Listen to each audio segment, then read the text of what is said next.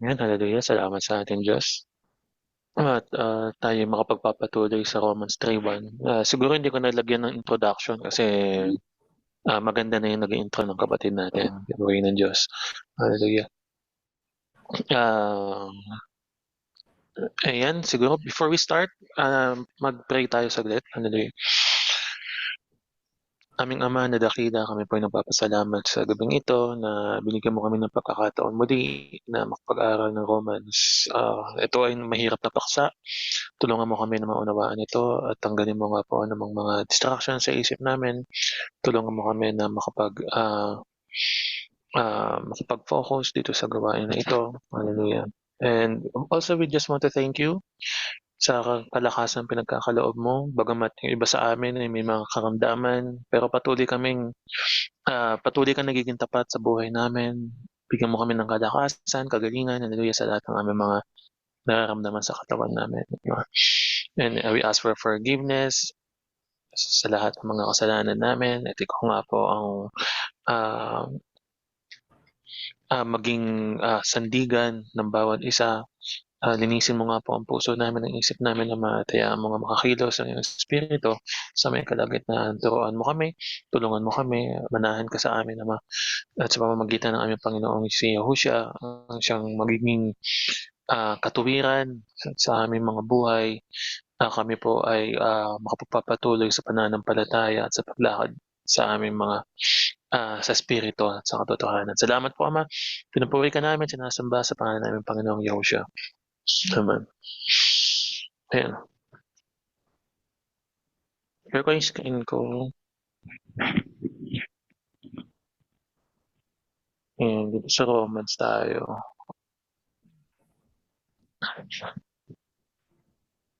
Ayan, no? So nakita natin na na nalaman natin ng mga nakaraan na wala naman talagang tinatangi ang Diyos. Parehas ng mga Hudyo o Israelita man o mga Gentile, parehas yan ay nangagsusulit sa Diyos at nangagkakasala. Kaya tayo, bagamat tayo idinugtong, alam natin yung ating kalagayan. At ngayon, bababasa natin 'tong Romans 3. Tignan natin 'no, kung saan nagkaroon ng confusion dito. Kasi yung iba kasi nang nagbabasa nito na-confuse, na nalito, mga kapatid, at iniisip na tinanggal ng Diyos yung kautusan at ang pinalit niya ay si Yahushua. Ayan, si Kristo. So tayo, tingnan natin kung paano ba 'to magiging flow. At least meron tayong mga idea ng mga nakaraan na pinag-usapan natin. Tingnan natin, mga kapatid, sama-sama tayong alamin. Hallelujah.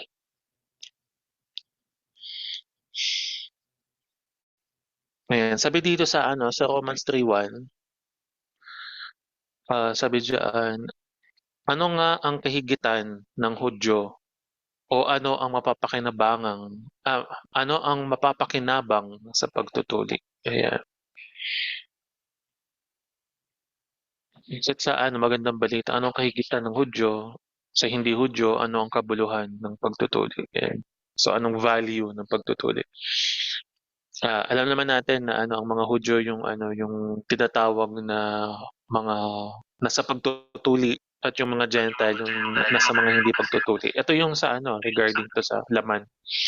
Sa laman yung pinag-uusapan dito. Sabi dito, marami sa anumang paraan. Ang una sa lahat ay pinagkatiwala sa kanila ang mga aral ng Diyos. Ayan. Bagamat sa mga Pharisees, mga kapatid, no, ibinigay o pinagkatiwala ang mga aral ng Diyos. Actually, hindi naman exclusive sa mga Pharisees lang dapat yun eh. Sa buong Israelita, it just came to pass na ah, na-corrupt kasi yung mga priest natin. Kaya nga dun sa Malakay, 'di ba? Na hindi na sila nakakapag-tithes, na hindi na sila wala nang sumusunod sa katuwiran ng Diyos, ay naging corrupt din 'tong mga ano, mga Pharisees na ito. At, ito rin yung mababasa dito sa Romans 2:20, sabi diyan, ayan, sabi diyan, "Tagasaway sa mga 'di nakakaalam, guro ng mga bata, na sa kautusan ay mayroon kang anyo ng pagkakilala at ng katotohanan." So ito yung mga ano, ito yung advantage nung mga nasa pagtutuli o yung mga Hudyo. Dahil sa kanila, ibinigay itong katuruan ng Diyos. Nalaman nila yung katotohanan, nalaman nila yung kautusan, yung mga nais at hindi nais ng Diyos, ayan. So malaking advantage yun kaysa sa mga Gentile. Kaysa sa mga Gentile, nabasa naman natin sa Romans 2 na bagamat hindi nila alam, kapagka nakakagawa sila ayon doon sa katwiran ng kautusan, 'di ba, ay yun yung nagiging kautusan para sa kanila. Ayan, tuloy natin. Sabi diyan, ano nga kung ang ilan ay hindi nagsisampalataya? Ang di pananampalataya nila ay nagpapawalang halaga baga sa pagtatapat ng Diyos, ayan. Bagamat, karamihan doon sa ano, sa mga Israelita mula noon, nung ilabas ng Diyos ang mga Israelita sa Ehipto, hanggang hanggang sa panahon na 'yan 'no, na sinulat 'yan ni Paul sa mga taga-Romans, ay nakita naman natin na hindi naging tapat itong mga Israelita. At, nakita naman natin kung anong ginawa nila dito sa anak ng Diyos, 'di ba? Ito ay ni-reject nila, hindi kinilala, pinatay, pinako sa krus, 'di ba? Hindi tinanggap na Mesiyas, ayan. So, ang Diyos natin kasi hindi siya nag-aano, hindi siya nagbabago. Kaya nga dito sabi niya sa Malakay 3 verse 6, sabi niya diyan, "Ako si Yahuwah at hindi ako nagbabago, kaya nga may pag-asa pa kayo, kayong mga inapo ni Jacob." Ayan.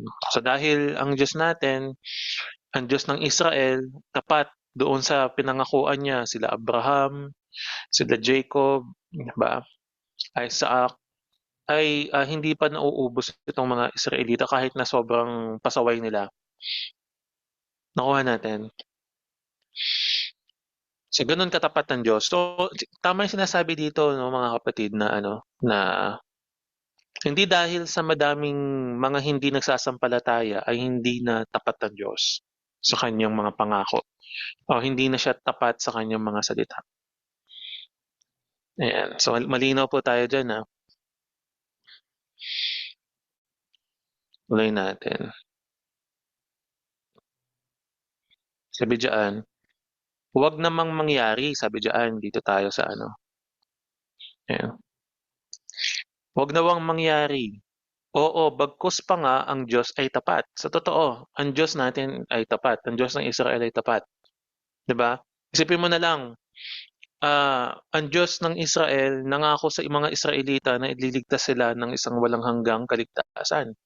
So, ni-reject nila yung unang tipan, gumawa ang Diyos ng bagong tipan, 'di ba, para sa kanila. So, tapat ang Diyos sa kanyang pangako at ililigtas niya ang kanyang sambahayan, ang bayan ng Israel, ayan.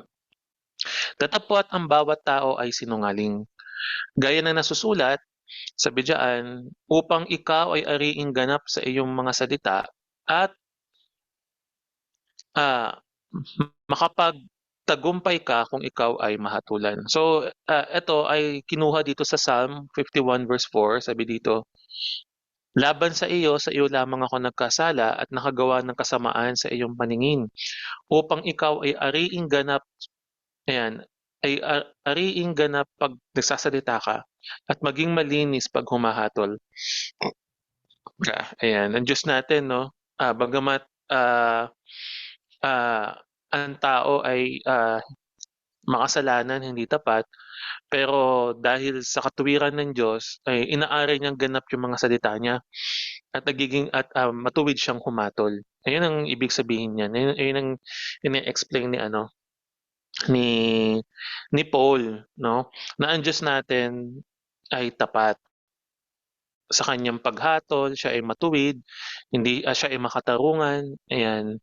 At ang bawat tao ay, sabi niyan,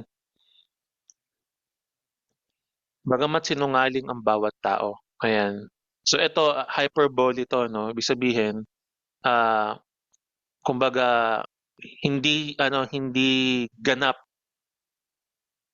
yung mga tao, nagkakasala, ayan. Ayan ang ibig sabihin niya, dapat ang bawat tao ay sinungaling. So lahat naman tayo nakapagsinungaling na, 'di ba? So ibig sabihin, we are under that, ah, kumbaga failure 'no, na never in our life na hindi tayo na nakapagsinungaling tayo, once in our lifetime. Tuloy natin. 3:5 sabi diyan, "Datapwat kung ang ating kalikuan ay nagbibigay dilag sa katuwiran ng Diyos, ano ang sasabihin natin?" Sabi diyan. "Liko baga ang Diyos na dumadalaw na may puot, nagsasalita akong ayon sa pagkatao." Tingnan nga natin dito sa magandang balita. Sabi dito, "Ngunit kung ang kalikuan natin ay nagpapakilala ng katarungan ng Diyos, hindi ba masasabi ngayon na hindi makatarungan ng Diyos sapagkat tayo'y pinarurusahan niya?" Ganyan ang pangangatuwiran ng isang tao. So dito, para maintindihan natin ito, ah, sa pamamagitan ng utos ng Diyos, naipapakita yung katuwiran niya, 'di ba? So kung ang mga tao ay nagkakasala, ibig sabihin pinapatunayan lang ng mga tao na makasalanan na matuwid nga yung utos ng Diyos. Nakuha niyo? 'Di ba? So ibig sabihin, sa pamamagitan ng kalikuan, sa pamamagitan ng kahinaan ng tao, sa pagkakasala ng tao, mas napapakilala yung katarungan ng Diyos. Ano yun yung katarungan niya? Sa pamamagitan ng kanyang batas, 'di ba? Ngayon sinasabi dito ng mga pilosopo na kung mas napapakilala natin ang katuwiran ng Diyos pagka nagkakasala tayo, bakit pinarurusahan pa niya tayo? 'Di ba dapat advantage niya 'yun? 'Di ba dapat advantage niya 'yun na dahil sa mga kasalanan niyo mas nakikilala yung katuwiran ko? Nakuha niyo? 'Di ba? Nakuha niyo yung ibig ko sabihin? Yung ibig sabihin dito ni Paul then na, ah, nagkakasala kayo, nagkakamali kayo, ibig sabihin nun tama ako sa sinasabi ko na tama yung 'wag kang papatay, tama yung 'wag kang mangangalunya. Kasi ginagawa niyo 'yan, mas napapatunayan ng mga tao na makatwiran nga yung kautusan ng Diyos. Yun ang ibig sabihin diyan, 'no? Ngayon sabi niya diyan, sa pangangatuwiran ng isang tao, kung ganoon na sa pamamagitan ng pagkakasala ko ay, mas napapakilala ko yung katuwiran ng Diyos, 'di ba, dapat dapat ba magpasalamat ang Diyos sa'tin? Parang gano'n ba 'yun? Yun ang pangangatwiran ng tao, according diyan sa sinasabi niya 'no. Bakit pa niya ako parurusahan kung, siya naman yung naitataas doon kumbaga siya naman yung, ah, na kumbaga naipapakita yung katuwiran ng kautusan o katuwiran ng Diyos, habang nagkakasala tayo 'no. Oh, titingnan natin yung ibig sabihin diyan ni Paul. Sabi diyan, "Hindi," sabi diyan, "wag nawang mangyari sapagkat kung gayo'y paanong paghatol ng Diyos sa sanlibutan." Ayan. Ayan, sabi diyan 'no, na idugtong natin, sabi dito, "Kung ang kalikuan natin ay nagpapakilala ng katarungan ng Diyos, hindi ba masasabi ngayon na 'di makatarungan ng Diyos, sapagkat tayo'y pinarurusahan niya." 'Di ba? Ganyan ang pangangatwiran ng tao. Sabi niya dito, hinding-hindi. Kung ang Diyos ay 'di makatarungan, papaano niya hahatulan ang sanlibutan, ayan. So, yun yung lang, yung isip lang ng tao, 'no, parang, iniisip, kumbaga jina-justify lang ng tao Hindi parang ano, justify lang nila na, ah, na hindi dapat sila mahatulan ng Diyos dahil, ayan, sabi dito, dahil parang pinalalabas nila na hindi makatarungan ng Diyos. Nakuha ninyo? Kasi nga bakit ka pa naman hahatulan kung, kumbaga napapagtibay ng mga kasalanan ng tao na matuwid yung kautusan, bakit ka pa niya hahatulan, 'di ba? So, ibig sabihin nun hindi makatarungan ng Diyos. So, sabi niya dito hinding-hindi, makatarungan ng Diyos kaya meron siyang, makatarungang paghatol sa sanlibutan. 'Di ba nga kung napag-usapan natin merong last judgment, 'no? May last judgment na darating at kung hindi makatarungan ng Diyos ay, kumbaga hindi niya mahahatulan ng tama yung sanlibutan, pero makatarungan kasi ang Diyos. Hindi siya ano, kumbaga, He is just, 'no? Hindi siya wala siyang kinakampihan, wala siyang pinapanigan, 'no? Pantay-pantay yung tingin niya sa ano, sa mga tao, mga kapatid.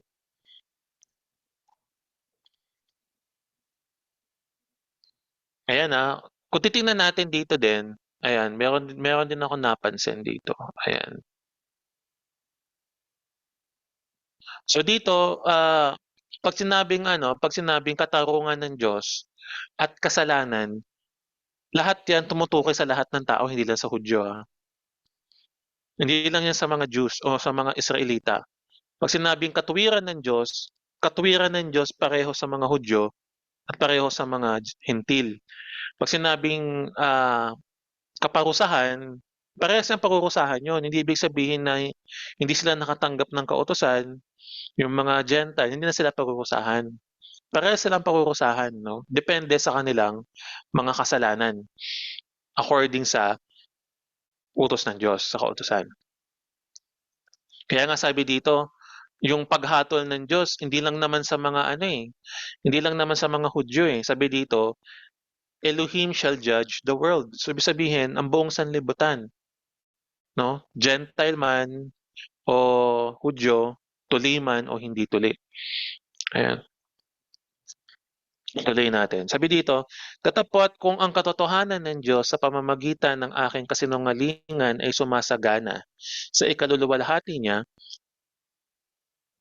bakit pa man ako'y hinahatulang tulad sa isang makasalanan?" Sabi dito, "Kung sa pamamagitan ng aking kasinungalingan ay lalong lumilitaw ang kadakilaan ng Diyos sapagkat naipapakita ang kanyang katapatan." Wait lang, parang ano, parang iba. "Makatarungan bang parusahan niya ako bilang makasalanan?" With esteem. Actually, esteem yung ginamit dito, hindi katapatan 'no. Naipapakita ang kanyang kaluwalhatian dapat. Ayan, ikaluluwalhati niya, 'di ba? So ang ibig sabihin niyan, 'di ba yung pagsisinungaling is ano, kasalanan 'yun, 'di ba? Sa ika-9 na utos. So pagka nagsisinungaling ang isang tao, ibig sabihin mas naipakikilala o mas sumasagana yung kaluwalhatian ng Diyos sa pamamagitan ng kanyang kautusan. Kasi sinasabi ng kautusan, huwag kang magsisinungaling. So ibig sabihin, pinapatunayan mo na matuwid nga yung utos na ika-9 na utos na huwag magsisinungaling, 'no? Kasi nga nagkakasala ka, 'no? Sabihin ano ka, tawag dun, sinusuway mo, nagiging masama ka kapagka ginagawa mo yun. So kapagka ikaw ay sumasama, dahil sa pagsuway mo sa utos ng Diyos, naipakikita lang na tapat nga at, ganap at tapat nga ang utos ng Diyos. Nakuha ninyo, 'di ba? Same lang din 'yan sa ano, sa Pilipinas 'no. Kapagka, ah, tawag dun, pagka laging nalalabag yung mga batas at naipapakita lalo na, ah, na makatuwiran nga na yung paggawa ng batas tungkol doon. For example, yung gambling, 'di ba, yung pag-aano, 'pag illegal gambling, 'di ba, yung mga, kunyari pogo, 'di ba, yung mga illegal gambling, ganyan.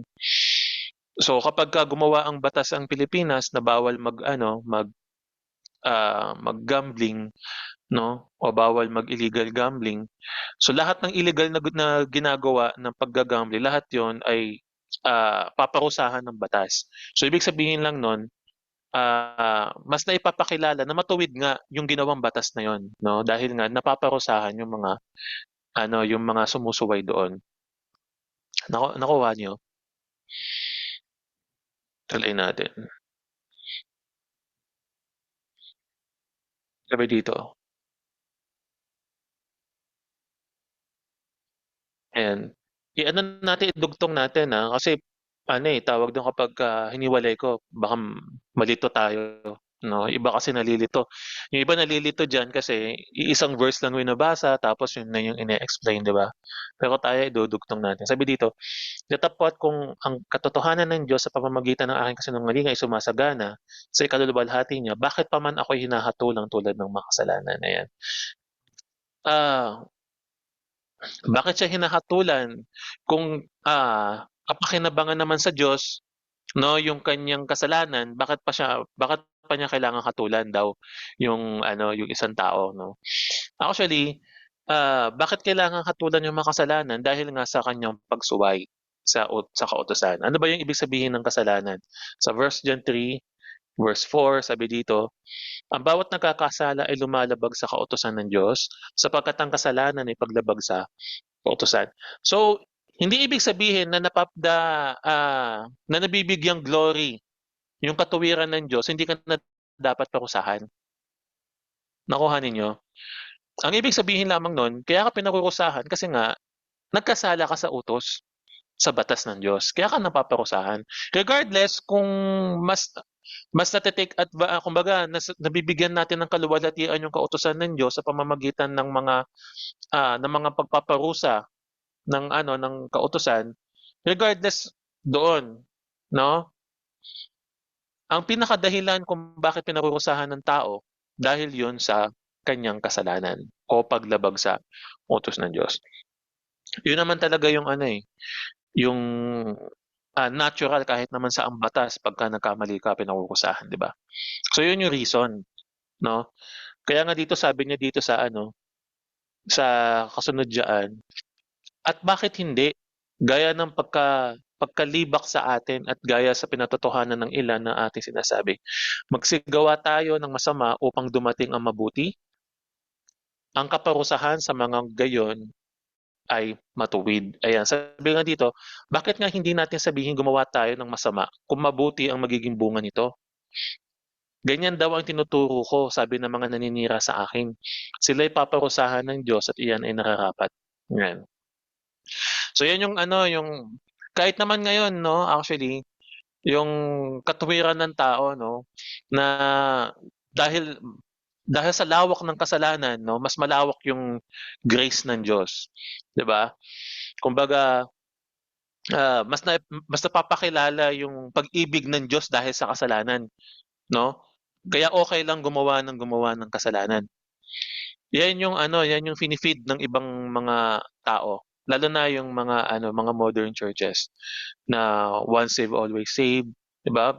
Gawin mo yung sa tingin mong gagawin mo kasi mauwain naman ng Diyos 'no, maano naman, tawag dun, mapapatawad naman din niya tayo 'no, at, for His glory lahat kumbaga natubusin tayo sa kasalanan natin 'no. Tandaan natin mga kapatid, 'pag nagkakasala tayo, hindi natutuwa ang Diyos. Hindi siya natutuwa, meron bang ano magulang na 'di ba, nakikita niya sumusuway yung anak niya ta's natutuwa siya 'no. So hindi siya natutuwa obviously 'no. So hindi dapat nating isipin na, ah, dahil sa nabibigyang glory yung ano, yung kautusan o yung katuwiran ng Diyos, dahil sa mga kasalanan natin, gumawa na lang tayo ng kasalanan 'no. Kasi nga, lahat ng mga nagkasala dapat maparusahan. Ayun ang sinabi diyan 'no, sila'y parurusahan ng Diyos at iyon ay nararapat, 'di ba? Lahat ng nagkasala, karapat-dapat parusahan. Yun talaga yung kanilang kauuwian 'no.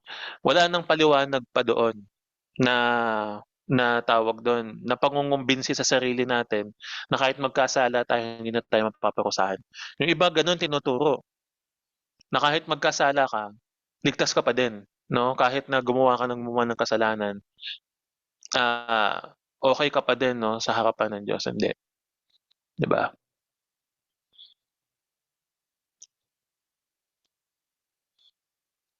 Tuloy natin. Ano nga, sabi diyan, ano nga, tayo baga'y lalong mabuti kaysa kanila? Sabi niya diyan. So, yung mga kausap niya, yung mga ano, mga kapatid niya sa ano, sa laman, mga Hudyo, 'di ba? Sabi niya diyan na mas mabuti ba tayo kaysa sa kanila? Hindi, sa anumang paraan sapagkat ating kapwa isinasakdal na muna ang mga Hudyo at ang mga Griego na silang lahat ay nangasailalim ng kasalanan. So yung mga nagsasabi na yung mga Gentile wala sa ilalim ng kautusan, kasama yun, nasa ilalim pa rin ng kautusan yung mga Hentil. Bakit? Kasi kung wala sila sa ilalim ng kautusan, bakit nasa ilalim sila ng kasalanan, 'di ba? Eh, ang kasalanan ay ang paglabag sa kautusan. Nakuha natin? So, ibig sabihin 'no, kapagka ang isang Gentile ay lumalabag sa utos ng Diyos na itinanim sa kanyang puso, kasi hindi niya pa nga alam yung ano, eh, yung Ten Commandments, sabihin nating hindi niya pa narinig yung buong buhay niya, 'di ba? Pero alam niya sa moral ng ano, ng heart niya na mali magnakaw, mali mangalunya, mali pumatay 'no, 'di ba? 'Pag ginawa niya yon, papasok siya doon sa ilalim ng kasalanan, mga kapatid. So, lahat, buong sanlibutan nasa ilalim ng kasalanan. Kasi kung ang mga Gentile hiwalay doon sa kasalanan, eh, bakit pa kailangang iligtas ng Panginoong Yahushua yung mga Gentile? 'Di ba dapat mga Hudyo lang? Which is mga Hudyo lang naman talaga, 'di ba? Siya'y isinugo para sa sambahayan ng Israel. Unless tayo ay maidugtong doon sa Israel, makakaroon tayo ng kaligtasan as mga Gentile. So hindi na tayo mga Gentile kapagka naidugtong tayo, 'di ba? Romans 11, aabutan natin 'yan sa susunod, 'di ba? Ayan. So walang mas mabuti 'no, bagamat, mas may advantage yung mga Hudyo dahil nga nasa kanila yung ano, yung tawag dun, yung kautusan.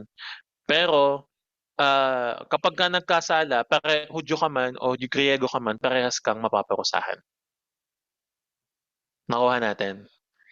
So parang pastor lang 'yan tsaka yung mga members 'no. Hindi ibig sabihin na isang pagka pastor ka is, exempted ka na dun, kumbaga lamang ka na sa kanila. Mas may advantage ka kasi mas may madami kang alam sa kasulatan. At kung mas madami kang alam, mas malaki yung chance mo na makasunod, 'di ba? Pero kapagka nagkasala ka, wala kang pinagkaiba sa kanilang makasalanan din. Nakuha natin? O kahit hindi ano, kahit sa hindi natin ano, kahit mga atheist, 'di ba? Sabihin natin wala naman silang kinikilalang Diyos, pero under pa rin sila ng ano, eh, ng utos ng Diyos, 'di ba?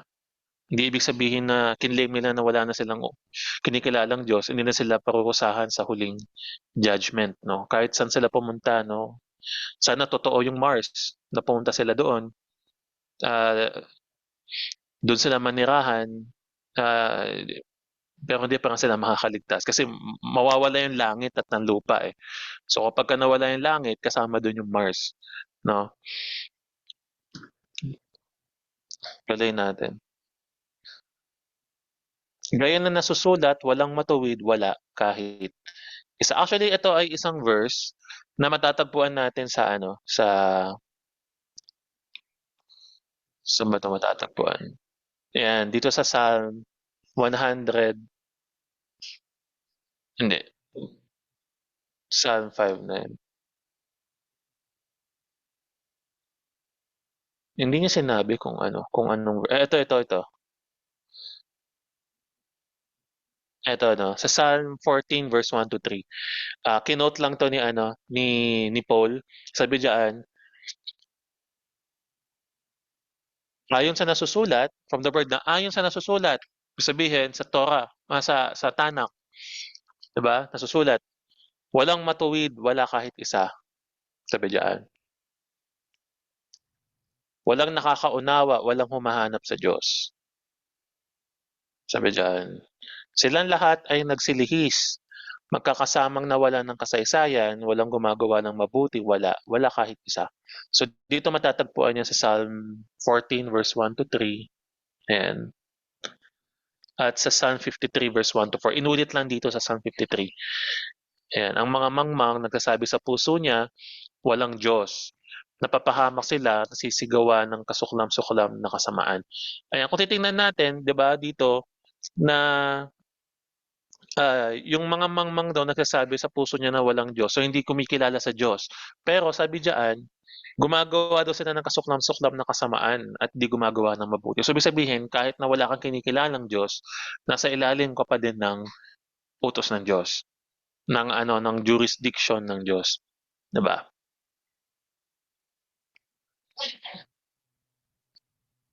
Tuloy na lang natin.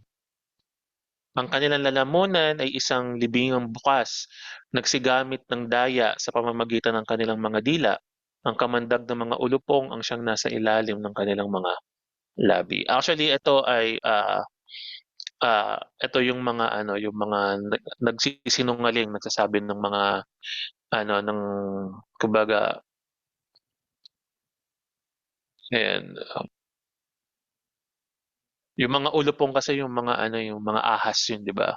So 'di ba yung mga tinawag ni Yahusha na mga ulupong, 'di ba yung mga Pharisees? Mga Pharisees. So dito, nagsisidaya daw sila ng kanilang mga dila. So ibig sabihin, nagsasabi sila ng isang bagay na sila hindi naman nila ginagawa. So sa Matthew 23 verse 1 to 3, titingnan natin doon, no, na nag, nagsasabi sila ng mga utos, di naman nila sinusunod. Humahatol sila pero hindi nila hinahatulan muna yung kanilang mga sarili. So sila ay ang mga dila daw nila ay makamandag na gaya ng mga ulupong. Ang kamandag na yun kasi nakamamatay, eh, 'di ba? Nakamamatay yun.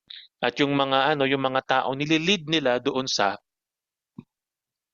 kasalanan, doon sa kamatayan. Kaya nga ang isang bulag, 'pag nag-akay ng kapwa bulag, parehas silang mahuhulog sa hukay. Ganyan.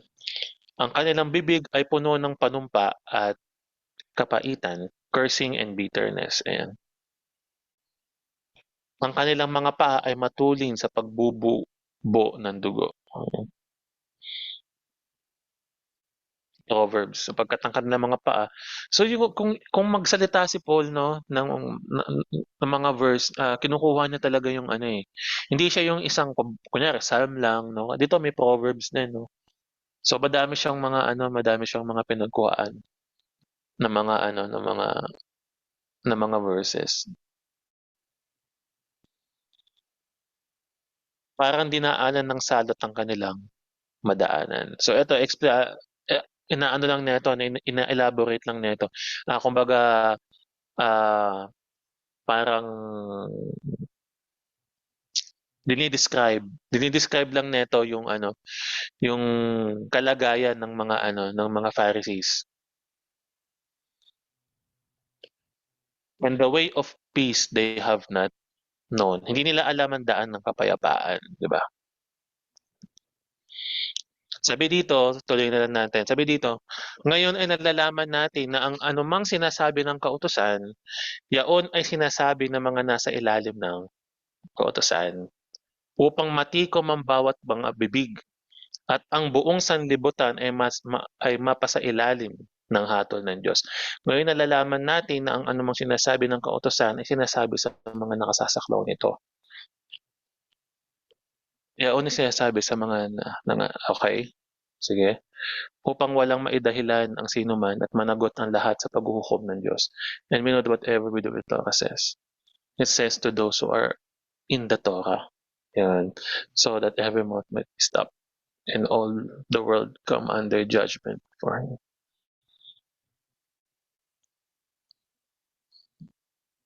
Whatsoever the law says in the Torah, it speaks in order that all mouths. Ayan. So kung titingnan natin dito na uh, Sabi diyan, ngayon ay nalalaman natin na ang anumang sinasabi ng kautusan, yaon ay sinasabi sa nangasailalim ng kautusan. So ibig sabihin yung mga nakatanggap ng utos ng Diyos, whatever na sinasabi tungkol doon 'no na tamang gawin at hindi tamang gawin 'no sa Ten Commandments, sabihin na lang natin 'no, lahat 'yun ang sinasabi doon sa mga nangasailalim, 'di ba? Upang matikom ang bawat bibig, ayan. At ang buong sanlibutan ay mapasailalim ng hatol ng Diyos. Ah, Actually 'no, kung titingnan natin kasi sa Last Judgment, meron doong mga librong binuksan. Mga librong binuksan na doon sila ija-judge 'no, yung mga do'n sa Great White Throne sa Revelation 20. Kung makikita natin doon na lahat ng mga nandoon sa, ano mang sinasabi, ibig sabihin ano man yung nilalaman ng mga utos ng Diyos 'no, ay sinasabi yun sa atin ng mga nakakaalam, 'di ba? Pero sa kanila hindi nga nila alam, 'di ba, yung iba. Pero kahit na hindi nila alam, nasa ilalim pa rin sila ng hatol ng Diyos. Yun ang ibig sabihin diyan, mga kapatid. Upang matikom ang bawat bibig 'no. Sabihin matikom na wala na silang masabi patungkol sa katuwiran ng Diyos, 'di ba? Pagdating mo dun sa sa great, white throne, hindi mo puwedeng sabihin na hindi mo alam yung utos ng Diyos, 'di ba? Kasi lahat ay mananagot, lahat ay mapapasailalim sa hatol ng Diyos. Lahat tayo hahatulan, yun ang totoo dun. Pero ang difference lang sa atin, wala tayong hatol ng yung kaparusahan, 'di ba? Kasi nga tayo ay nasa grace ng ating Panginoong Yahushua, nasa libro tayo ng buhay. Ilay natin. Sabi diyan, sapagkat sa pamamagitan ng mga gawa ng kautusan ay walang laman na naaaring ganap sa paningin niya, sapagkat sa pamamagitan ng kautusan ay ang pagkakilala ng kasalanan. Actually, kung titingnan natin mga kapatid 'no, ah, yung kautusan naman talaga ay, magbibigay sa atin sana ng katuwiran, sa bawat tao ng katuwiran kung nasusunod lang talaga yung utos ng Diyos. Pero sa pamamagitan ng mga gawa ng kautusan 'no, sabihin, sa pamamagitan ng ng mga, ah, kapawalang sala dahil sa mga gawa ayon sa kautusan niya. The works of Torah, no flesh shall be declared right before him. So bakit kaya? Bakit kaya tawag dun,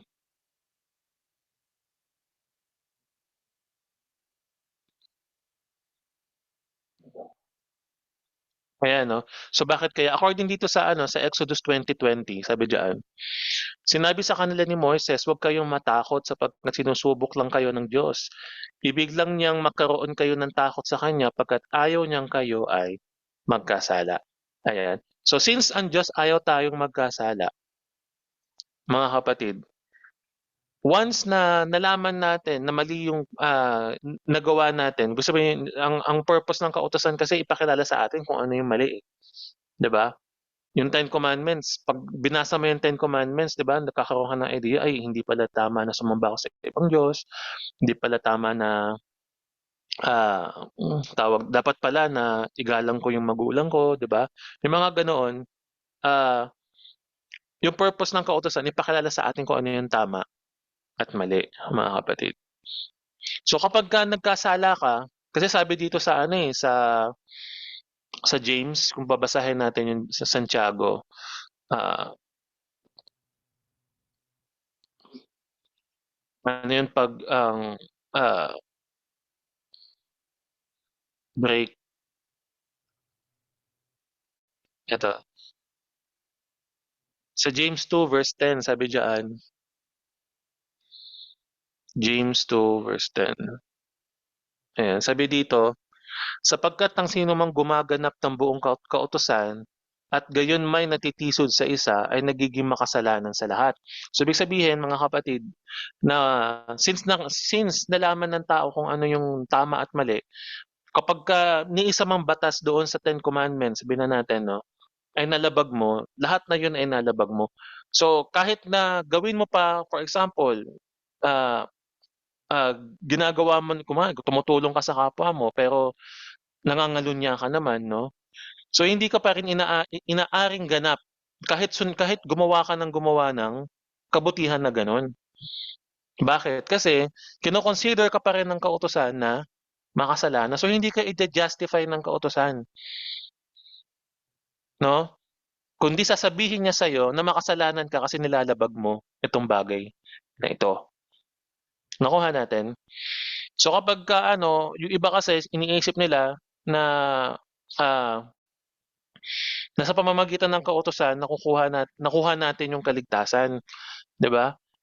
So hindi, kasi nga hindi nga tayo ma-justify kasi nga nag-fail tayo, eh, nag-fall short tayo, eh. Hindi nga tayo nakasunod, eh, 'no, mga kapatid. At isa lang yung nakasunod, isa lang, si Yahushua lang 'no. Siya lang yung perfect na nakasunod sa utos ng Diyos. Hindi siya nagkasala, mga kapatid, according sa kasulatan. Nakuha natin? 'No? So kahit gawin mo yung siyam ng tama, pero nag-miss ka dun sa isa, hindi ka pa rin aariing ganap ng kautusan ng Diyos. Nakuha natin? Ayan, tuloy natin.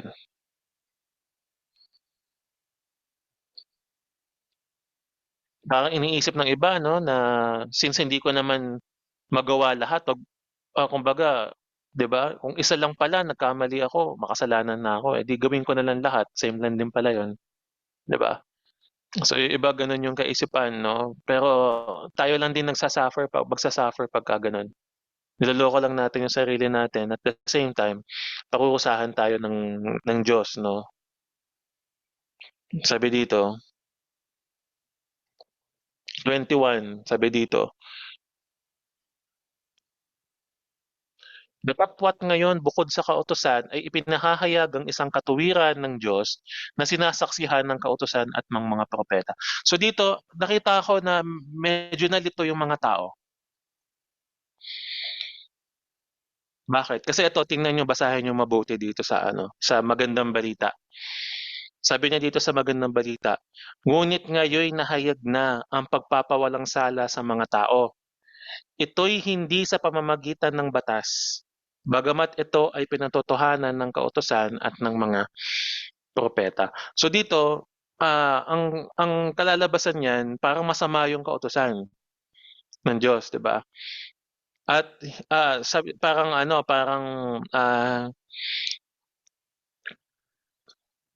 kumbaga parang nawawalan ng ano, ng sense. Parang nonsense na yung kautusan. Bakit? Kasi nagpahayag na ang Diyos ng ano, ng, ng sabi dito ng nahayag ang pagpapawalang sala ng Diyos 'no. Wala ng sense yung kautusan 'no. Hindi na natin kailangang sundin. Hindi na natin kailangang pahalagahan, 'di ba? Pero sabi kasi dito, datapwat bukod sa kautusan. Ibig sabihin, supposedly yung kautusan ang magpapawalang sala sana sa atin 'no, kung nakasunod tayo ng perfect, 'di ba, ng tama sa kautusan. Pero, dahil nga hindi, 'di ba, dahil nga hindi, ang tao ay hindi nakasunod, si Yahushua lang, ay nagpahayag ang Diyos ng ano, ng isa pang katuwiran 'no. Tandaan natin, lahat ng sumusunod sa kautusan matuwid, 'di ba? Matuwid 'yun 'no. Pero kung nakaka-break ka ng ano, ng isang kautusan, ah, nabe-break mo na daw lahat. So, ibig sabihin nun nagiging makasalanan ka pa rin, nagkakasala ka pa din, 'di ba? Pero meron daw isang katuwiran ng Diyos na inihayag, at hindi 'yun sa pamamagitan ng kautusan 'no, sabi diyan. Hindi hindi iyon ayon sa ano, ah, sa katuwiran na sinusundan ng kautusan, sabi diyan. Apart from the Torah, sabi diyan. Tignan nga natin. Next, sabi diyan, "Sa makatuwid bagay ang katuwiran ng Diyos sa pamamagitan ng pananampalataya kay Yahushua sa lahat ng nagsasampalataya, sapagkat walang pagkakaiba," sabi diyan, Eto, sapagkat ang lahat ay nagkasala nga at hindi nakaabot sa kaluwalhatian ng Diyos. So dahil lahat ay nagkasala, hindi natin na-perfect yung kautusan na supposedly na magbibigay sa atin dapat ng ng katuwiran. So dahil mabuti ang Diyos, dahil nakita niya yung kahinaan ng tao, 'no, sa pamamagitan ng laman, ay inihayag niya yung isa pang pamamaraan para maging matuwid daw tayo. Iyon ay sa pamamagitan ng Panginoong Yahushua. Sabi diyan, sa makatawid bagay sa katuwiran ng Diyos, sa pamamagitan ng pananampalataya kay Yahushua sa lahat ng nagsasampalataya sapagkat sa lahat ng nagsasampalataya. So dito, hanggang dito lang pala, 'no. Sa makatuwid bagay ang katuwiran ng Diyos sa pamamagitan ng pananampalataya kay Yahushua, ang Mashiach, sa lahat ng mga nagsasampalataya sapagkat walang pagkakaiba, sapagkat ang lahat ay nagkasala nga at hindi na nakaabot sa kaluwalhatian ng Diyos. Both Gentile and ah, Hudyo, parehas na nagkasala. So wala talagang nakaabot. So wala talagang aariing ganap, 'no, ng kautusan. Kasi nga lahat nga ay nag-fall short. Nakuha natin. So hindi masama yung kautusan. So ibig sabihin ba na since nagpakilala na ang Diyos ng panibagong katuwiran, hindi na dapat sundin ang kautusan? Kasi kung titingnan natin dito mga kapatid, ayan, kung babasahin natin,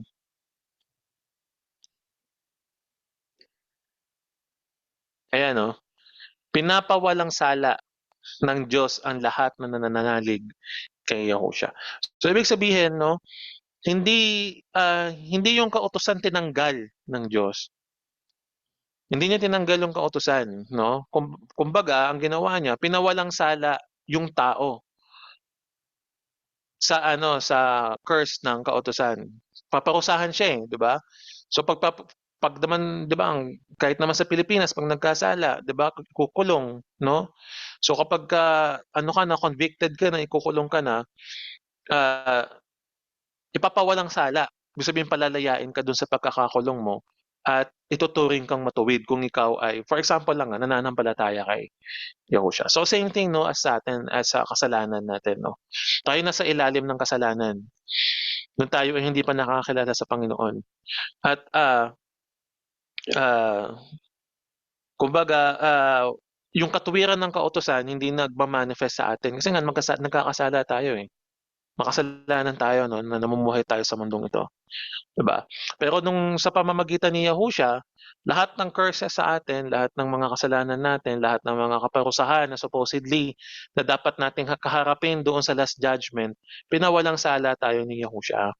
'Yun ang ibig niyang sabihin diyan. Sa pamamagitan ng hindi yung kayang gawin ng kautusan. Hindi. Bakit?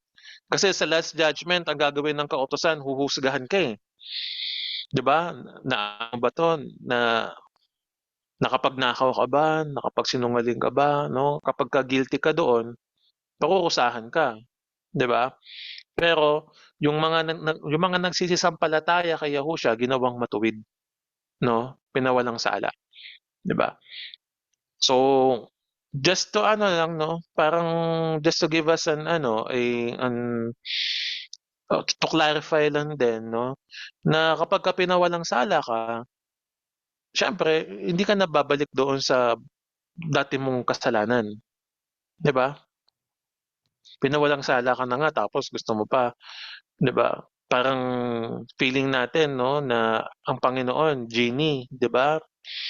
Na 'pag nag-sorry ka, back to normal na ulit, 'no? Parang 'di ba, tao nga ayaw ng gano'n, eh, 'di ba?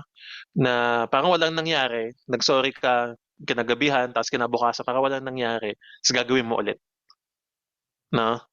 So parang ganoon, 'no? Pero ang Diyos natin hindi ganoon. 'Di ba? So 'pag pinawalang sala tayo ng Panginoon, ginawa tayong righteous, kaya nga ginawa kang matuwid. 'Pag sinabing ginawang matuwid, ibig sabihin hindi ka matuwid, 'di ba? 'Pag matuwid ka, hindi ka na gagawing matuwid, kasi matuwid ka na nga, eh, 'di ba? So yung mga inaaring ganap o ginagawang matuwid, eh, yun yung mga makasalanan, 'no, sa pamamagitan ng kasalanan nila na dapat kakaharap sila ng parusa is hindi na yun, kumbaga hindi na nila yun mararanasan, pinawalang sala na sila ng Panginoong Yahushua at binigyan na sila ng panibagong simula, kaya nga new creation, panibagong buhay, 'di ba?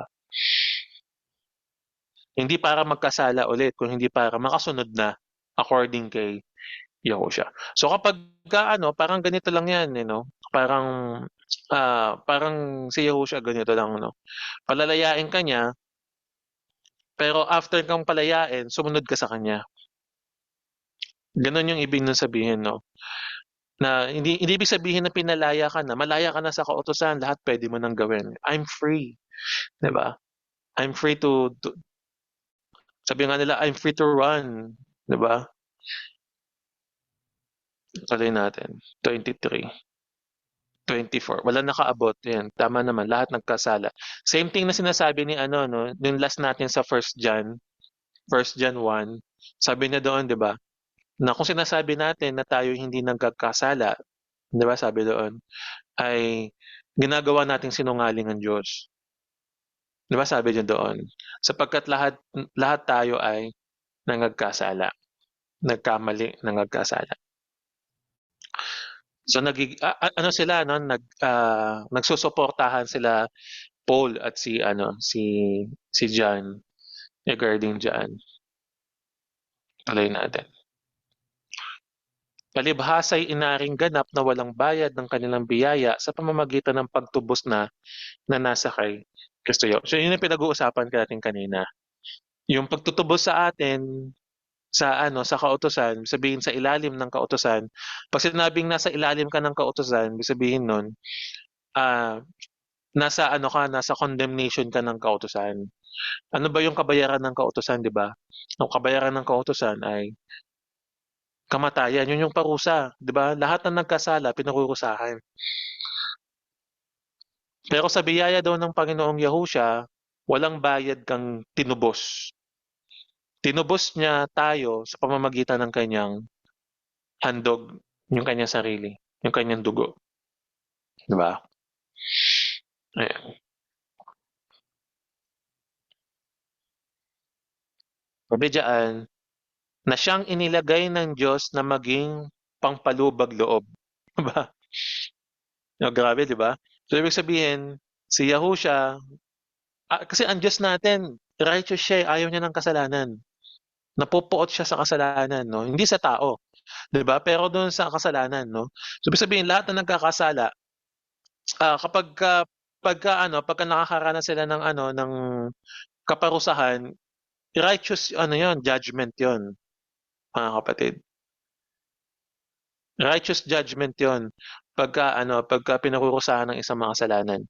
Pero sabi dito, si Yahushua yung pangpalubag-loob ng Diyos.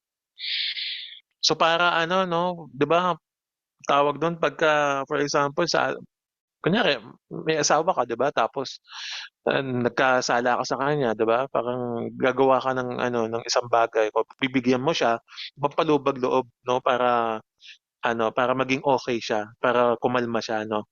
So gano'n din ang Diyos 'no, na sa pamamagitan ni Yahushua, sa pamamagitan ng ano, pananampalataya natin kay Yahushua 'di ba, sa kanyang dugo, sa pamamagitan ng kanyang handog ay, nagkaroon ng pampalubag-loob o tingnan nga natin dito, siya itinakda ng Diyos na maging handog upang magpabubo ng kanyang dugo maipatawad. Ayan, nagtimpi siya at pinagpaumanhin, 'di ba, ang kasalanang nagawa ng mga tao. So dahil doon kay Yahushua, nagtimpi siya, pinagpaumanhin niya, kumbaga pinalagpas na lang niya yung mga kasalanan natin, 'di ba? Na dapat pagbayaran dapat natin. Pero dahil kay Yahushua, hindi 'yun pinangyari ng Diyos. Nakuha natin. Sabi diyan, upang maipakilala ang kanyang katuwiran dahil sa Diyos, pagpansin sa mga kasalanan na nagawa ng nagdaang panahon sa pagpapahinuhod ng Diyos. So lahat ng kasalanan, lahat covered ni Yahushua. Lahat ng kasalanan in the past, in the past natin 'no. Lahat ng kasalanan na yon covered yon ng handog ni Yahushua, pagbabayad sa ating mga kasalanan. So 'pag sinabing covered na yon, hindi ibig sabihin na yung future mong gagawin ay kasama doon sa ano niya, sa ginawa niyang pag-ano, hindi. Yung mga for example, hindi mo siya kilala, so buong buhay mo namuhay ka sa kasalanan 'no, ta's nakilala mo siya, yung handog niya na kaniyang sarili, yung kaniyang dugo yung pinangtubos sa iyo, 'di ba? Para magkaroon ka ng panibagong buhay. So yung mga next mong gagawin na mga kasalanan, ipagpapahinuhod mo ulit sa Diyos. 'Di ba nga sabi sa 1 John 1:9, kung ikaw ay, kung ikaw ay magtatapat sa iyong mga kasalanan, 'di ba, siya ay banal at tapat na magpapatawad. So ibig sabihin, hihingi natin 'yun ng tawad na, yung mga ano, yung mga susunod pa nating mga gagawin pa, na mga kung may sinasadya ka mang gagawin 'no, yung mga hindi sinasadya, ang Panginoong Yahushua ay naghahandog naman doon, siya ay high priest natin, 'di ba? Siya yung high priest natin. So, hindi tayo natatakot doon sa mga hindi naman natin sinasadya. Ang ikatakot natin yung mga sinasadya nating mga ginagawang mga kasalanan. Kasi yon ay, ah, maghahatid sa atin sa kapahamakan. 26 sabi dito, "Sa pagpapakilala ay aking sinasabi ng kanyang katuwiran sa panahong kasalukuyan upang siya'y maging ganap at tagaaring ganap sa may pananampalataya kay Kristo. At sa ngayon, pinawalang sala niya ang mga nananalig kay Yahushua upang patunayang siya ay matuwid." Ayan.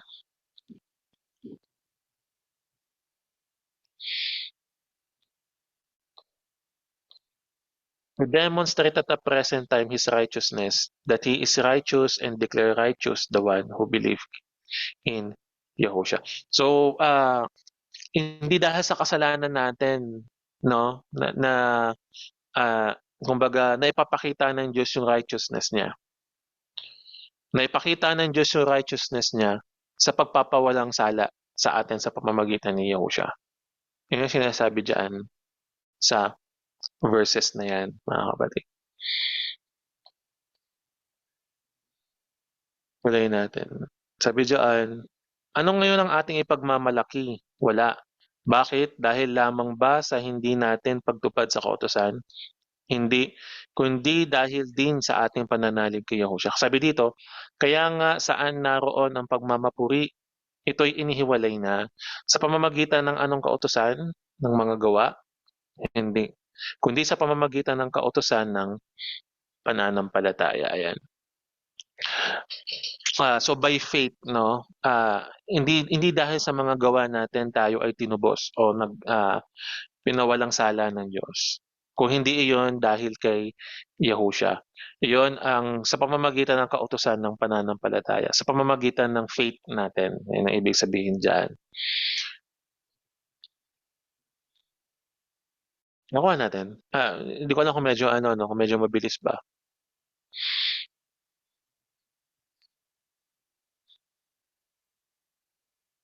Sabi dito, "Sapagkat maliwanag na ang tao'y pinawalang sala dahil sa pananalig kay Kristo at hindi sa pagtupad ng kautusan." Actually 'no, titingnan nga natin dito. Kaya nga maipa maipasisiya natin na ang tao'y inaaring ganap sa pananampalataya na hiwalay sa mga gawa ng kautusan 'no. Actually ano, tawag dun, ah, yung TPV yung ano niya, yung mga words na ginamit niya, ano, nagtu-turn sa kautusan as negative talaga. 'Pag wala kang other reference talaga maaano ka, eh. Kasi dito sinasabi niya, hindi sa pagtupad ng kautusan 'no, maliwanag na pinawalang sala sa pananalig kay Kristo 'no. So medyo mahirap unawain, 'di ba? Pero ano kung titingnan naman natin tama naman na yung pagpapawalang sala sa atin hindi dahil sa pagtupad natin sa kautusan, kung hindi dahil ito ay gift ni Yahushua, sa atin. Free gift 'yan na ibinigay niya sa atin mga kapatid.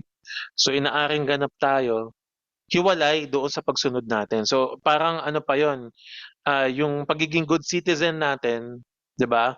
Hiwalay pa yon, hiwalay yung pagsunod natin 'no sa batas sa pagliligtas ni Yahushua, 'di ba? Kasi hindi naman tayo ililigtas ng batas kung hindi ano niya nga tayo, 'di ba? Iko-condemn niya nga tayo through sins sa mga pagkakasala natin. Nakuha natin. Sabi dito, ang Diyos ba'y Diyos lamang ng mga Hudyo? Hindi ba Diyos din siya ng mga Hintil? Oo, sapagkat siya'y Diyos ng lahat. Ayan. Kung gayon nga na iisa ang Diyos at kanya nga ariing ganap ang pagtutuli sa pamamagitan ng pananampalataya at ang di pagtutuli sa pamamagitan ng pananampalataya. Ayan. So gaya ng pinag-usapan natin ng nakaraan, 'di ba? Na walang saysay yung pagiging tuli ng isang tao kung wala naman siyang faith, 'di ba?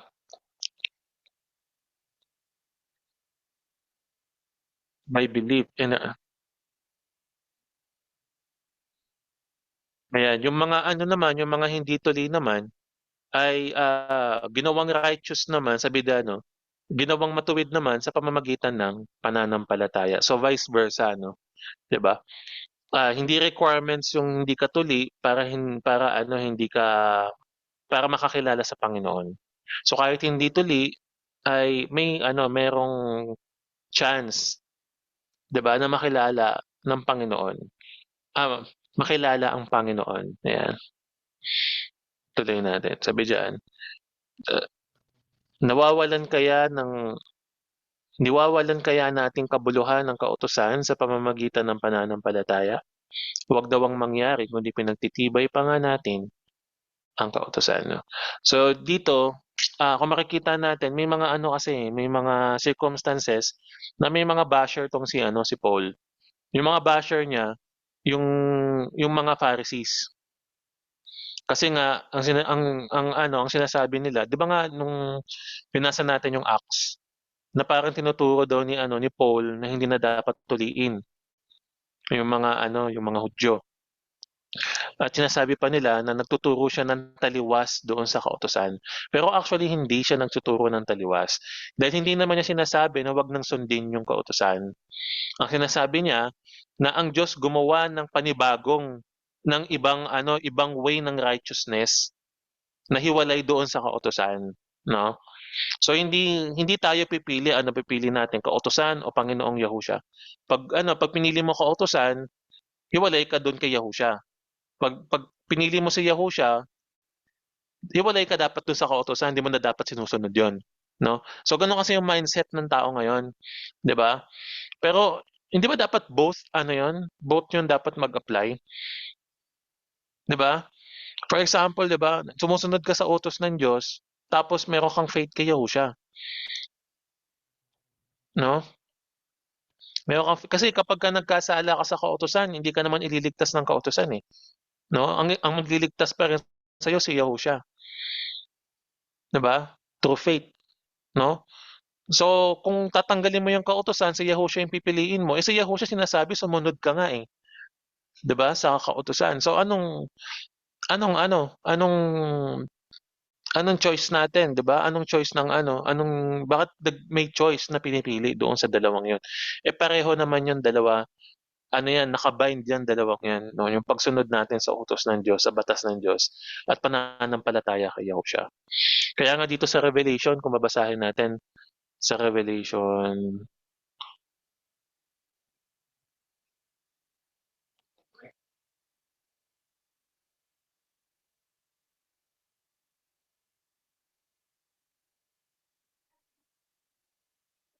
ayan.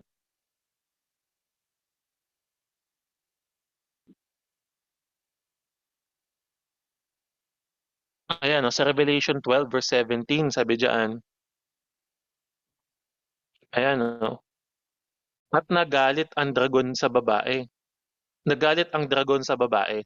at umalis upang bumuka sa nalabi sa kanyang mga binhi, na siyang nagsisitupad sa mga utos ng Diyos at may patotoo ni Yahushua." 'di ba? So both 'yan dapat nag-a-apply, tumutupad ka sa utos ng Diyos at pinangahawakan mo yung faith mo kay Yahushua, 'di ba? So hindi lamang 'to nagsisitupad sa utos ng Diyos, kasi nagfe-fail nga tayo, 'di ba? Tawag dun, nag-fall short nga tayo. So hindi tayo aariing ganap ng kautusan kasi nga nag-fall short na tayo, 'di ba?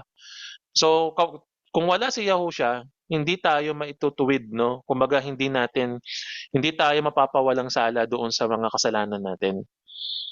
Yun yung purpose ni Yahushua, palayain ka doon sa kasalanan, hindi doon sa kautusan, 'di ba? So both dapat meron tayo niyan, pagtupad sa utos ng Diyos at faith kay Yahushua. So kapagka may faith ka lang kay Yahushua, wala kang pagtupad sa utos ng Diyos, ay, baka hindi ka kilalanin, 'di ba sabi dun sa ano, sa Mateo 7, 'no? Hindi naman lahat ng tumatawag sa'king Panginoon papasok sa langit, 'di ba? Sa kaharian ng langit. Yun lamang sumusunod sa kalooban ng aking Amang nasa langit, 'di ba? So kahit i-claim natin na mahal natin si Yahushua, siya yung ating Panginoon, siya yung iniibig natin, siya ang ating sandigan, 'di ba? 'Pag malungkot ka, siya kakausapin mo, 'no? Pero hindi ka naman sumusunod sa kanya, hindi yun nagpapakita ng pag-ibig sa kanya, dahil ang tunay na umiibig sa Panginoon, sumusunod sa kanyang mga utos. Ayan, nakuha po ba natin? Ayan, so I believe, 'no, na ano, na may clarification sa atin pagdating dito sa ano, sa Romans 3, God's righteousness, 'no? Ipinakilala ng Diyos yung kanyang righteousness through the law. Ibinigay niya 'yun sa mga Israelita, 'no? Pero dahil sa pamamagitan ng, kasalanan, na ang law dapat ay maging cause ng katuwiran, 'yun ay naging cause ng kaparusahan sa lahat ng mga nagkakasala doon. Kaya nga gumawa ang Diyos ng panibagong righteousness na ano, hindi siya taliwas doon sa kautusan, yung righteousness na 'yun, kung hindi, ah hiwalay lang doon sa kautusan. Magkaiba kasi yung taliwas sa kautusan sa hiwalay sa kautusan. Pag hiwalay, ibig sabihin, dalawang path 'yon, 'no, na parehong tinatahak. Hiwalay nga lang yung isa, 'no. Ito kay Yahushua, hindi sa pamamagitan ng kautusan o sa paggawa sa kautusan, kundi sa pamamagitan ng pananampalataya. So sabi nga ni Paul dito, 'no, ibig ba sabihin nun winawalang halagahan natin yung kautusan sa pamamagitan ng pananampalataya? Parang sinasabi ba natin na 'wag na nating gawin, sundin yung kautusan kasi may faith naman tayo, parang gano'n yung ibig niya sabihin diyan. Sabi niya diyan, 'wag nawang mangyari kung hindi pinagtitibay pa nga natin yung kautusan. From the word na pinagtitibay, ibig sabihin ine-encourage pa nga natin, 'di ba, na tumupad ang tao pa din sa kautusan. Gano'n ang ibig sabihin diyan ni Paul, hindi niya winawalang kabuluhan, 'no. Dapat through faith, 'no, dahil nga may faith ka na, meron ka ng ano, dapat mas nakakasunod ka na sa kautusan. Yung sinasabi diyan ni Paul, 'no, na tawag dun, na yung ine-explain niya na grace ng pagtubos sa atin, hindi yun nagbibigay ng license sa atin o ng lisensya sa atin para sumuway lalo sa mga utos ng Diyos. Ayan, meron pa ba? Ayan, okey na po.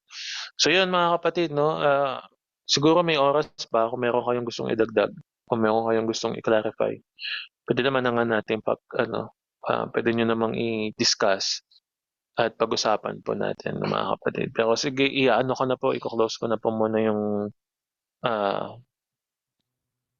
yung aking, ah, explanation, aking preach.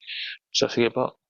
Hallelujah, Ama, salamat po, Ama, sa lahat ng aming mga natutunan ngayong gabing ito. Salamat sa, katuwiran na inilagay mo sa iyong paanan sa pamamagitan ni Yahushua na aming Panginoon, na sa pamamagitan niya ay nagkaroon ka ng, ah, mas naipakilala ang katuwiran mo sa pamamagitan ng aming Panginoong Yahushua, na ikaw ay tapat, ikaw ay mabuti, ang iyong mga utos ay ganap, at ito ay sumasalamin sa iyong katuwiran, hallelujah, na hindi kami dapat magdahilan sa lahat ng aming mga ginagawa. Bagkus aming ah, pagtibayin ang iyong mga utos sa amin dahil ito ay nagpapakita ng pag-ibig namin sa iyo. At gayon na rin alam namin naman na hindi mo kami hahayaang magpatuloy sa kamalian. Lahat ng tinawag mo ay makapagpapatuloy sa katuwiran, sa pagsunod sa iyong mga utos, sa pagganap nito at sa papahalaga nito, Ama. Na hindi kami na lubusan lamang na nagtitiwala sa pagsunod namin, kung hindi nagtitiwala kami lalo sa aming Panginoong Yahushua na siyang ginawa mong daan para sa kaligtasan namin. Hallelujah. Salamat po, Ama. At wala kaming works na pwedeng gawin para bayaran yung free gift na yon, sapagkat wala naman kami talagang kayang ibigay sa iyo ng lubos at katanggap-tanggap maliban sa mga mabubuting gawa na itinanim mo sa amin sa pamamagitan ni Yahushua na nagbigay sa amin ng panibagong buhay, nagbigay sa amin ng panibagong simula at panibagong faith na pananampalataya sa iyo, na pagkakilala sa iyo, Ama. Salamat po. Itanim mo sa aming mga puso ang iyong mga utos.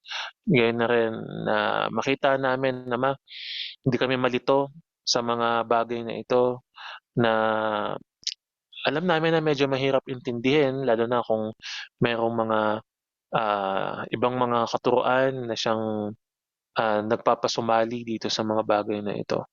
Pero alam namin naman na hindi nababali ang iyong mga utos.